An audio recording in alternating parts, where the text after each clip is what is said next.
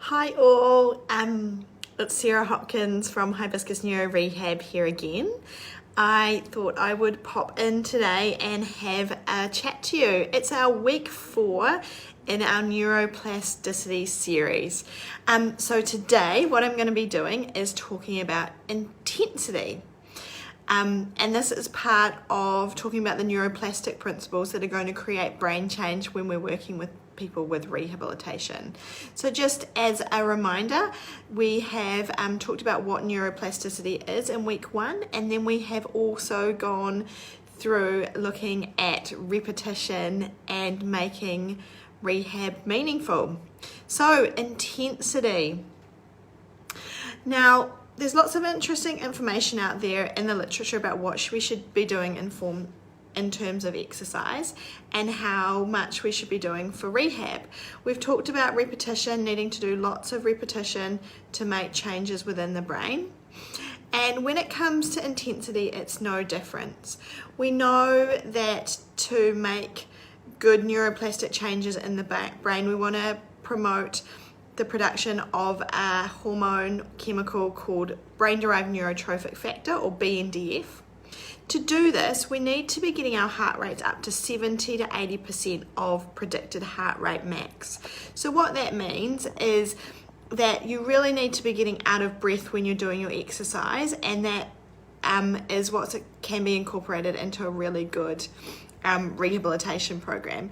The reason for this is because we know that when we get out of breath and we get our heart rate up, it does produce BNDF, and that is like fertilizer for the brain, so really supporting that neuroplasticity and nerve growth hormone that we're wanting to get to help with that.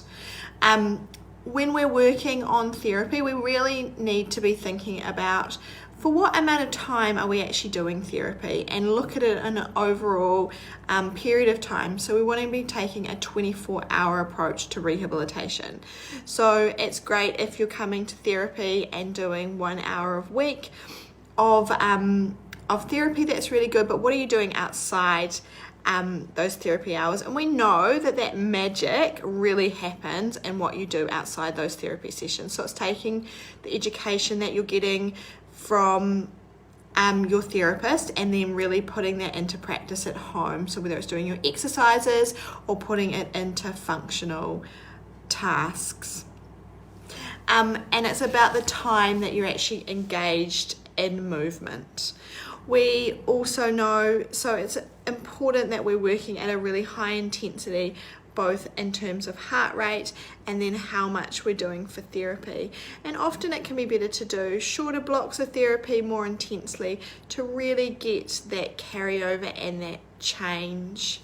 And we know that time engaged in movement is going to support making big changes within the brain.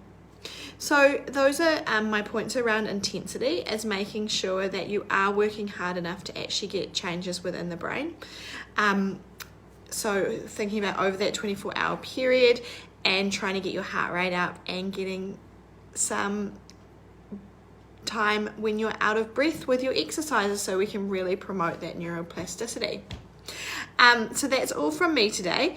If you've got any questions, please do not hesitate to pop them in the comments below, or you can always send me an email, sarah@hibiscusneurorehab.co.nz. I hope these little nuggets on neuroplasticity are really helpful, and I look forward to seeing you again next week, where I will be talking more about specificity in rehabilitation. Okay, have a good day. Bye.